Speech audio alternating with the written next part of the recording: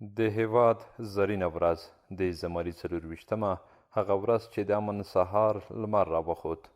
په دغه ورځ افغانستان یو ځل بیا د آرام ساه واخیسته او د هېواد واګې د وطن اصلي بچیو لاسته ورغلې. اوس یې 4 کاله پوره کیدونکي دي. د میدان وردګ ولایت د اطلاعات او فرهنګ ریاست مسؤلین وایي د دغې ویاړمنې ورځې لمانځلو لپاره بشپړ چمتووالی لري.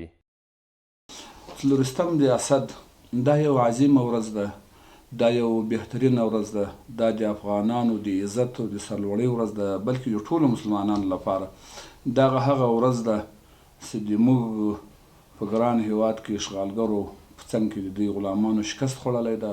په آخره زمانه کې دا یوه لویه فتحه ده او بل د دې ورځې لپاره تیاری دا موږ نیولی ده. دې لپاره موږ یو کمیټه لرو چې په هغې کمیټه کې د ولایت مقام او قمندان استخبارات او ښاروالۍ او لیوا بلکې دا ټولې کوم سکلي ریاستونه دي دې ټول استازي له موږ سره دي.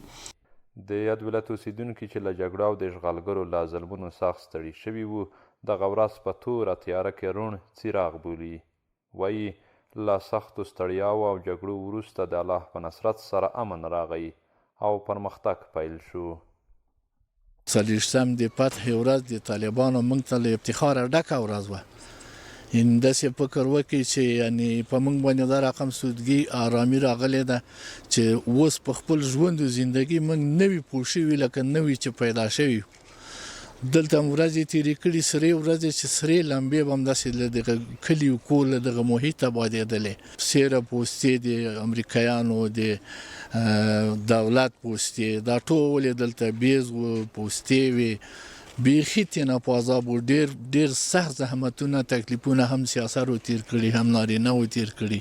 40 د اسد خو د موږ له نظره چې دا ډېره ښه ورځ ده اوس ځکه چې اوس اسلامي امارت راغلی ده د وطن ته بیخي د امنیت دی موږ ساحه کې ځکه موږ ساحه چې وه جنګ ځپلې وه همیشه به جنګ و پکې نو اوس انشاءالله چې دلته جنګ نشته او ټول چې ده په ارامه فضا کې ژوند کوي. د زمري اسد 24مه د هېواد د ازادۍ هغه ورځ چې د غربي اشغالګرو له ماتې سره برابره ده. په دغه ورځ د هېواد سرسپارنې مجاهدین کابل ته داخل شول او سپین محمدي بیرغ یې په هېواد راپاند کړ.